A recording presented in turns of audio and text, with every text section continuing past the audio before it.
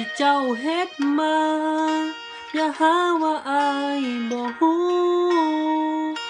ทั้งที่ฮู้ว่าเจ้าเป็นคนหลายใจแต่มักเจ้าแล้วคิดว่าคงรอเจ้าได้สุดท้ายทำใจเจ้าทิ้งไว้ฝังห้อยน้ำตาหูอยู่เป็นคนโง่ในสายตาคนที่ให้ค่ายังอายคงหมดความหมายบ่เหลือความหาความผูกพันที่เคยมีมาที่เจ้าหลอกเลื่อยมาว่าเจ้าบ่เคยมีภัยฟ้าคงสะใจที่เห็นอายเป็นแบบนี้คำสาบานที่มีเจ้าหนีไปทิ่มอยู่ใส่เคยจุดธูปเทียนบนบานศาลกล่าวเอาไว้สุดท้ายเปลี่ยนไป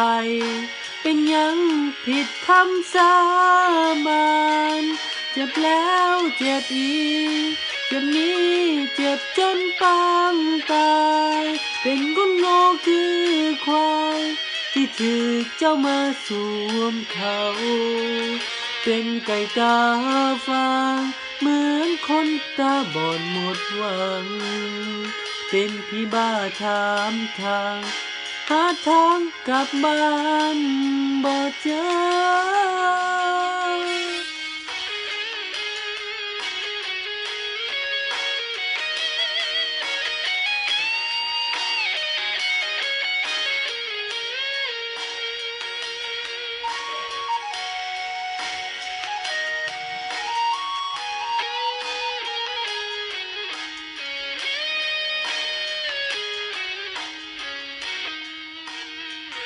ฟ้า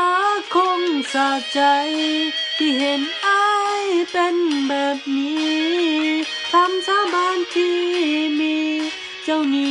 ไปทิ่มอยู่ใส่เคยจุดธู